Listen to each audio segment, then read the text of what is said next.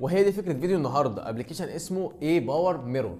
الابلكيشن ده باختصار بيخليك تعرض شاشه موبايلك على البي سي، والعكس شاشه البي سي على الموبايل. وبرده ممكن تعرض شاشه الموبايل على اي شاشه خارجيه عندك، اي شاشه، مفيش اي مشكله. يعني انا بصراحه الابلكيشن ده انقذني. كنت بعمل كلر كوريكشن وكده، بس ما كانش تطلع احسن حاجه لان انا الوان الشاشه عندي مش احسن حاجه، تمام. فالموبايل بقى الوانه ما فيش احسن من كده، سوبر اموليد، فما فيش احسن من كده، فخلينا اعمل كلر كوريكشن افضل. طب من غير رغي كتير، خلينا اوريك عملي بقى. تعال نشوف عملي احسن. انا اسف جدا لقيتك دمجت في الفيديو، نسيت اقول لك تعمل لايك وسبسكرايب للقناه. يلا نكمل.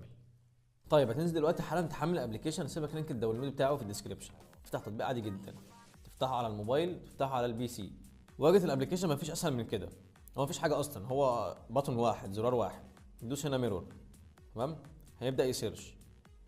اول ما يلاقي الديسك توب بتاعك، هو هنا لقاه اهو، تدوس عليه.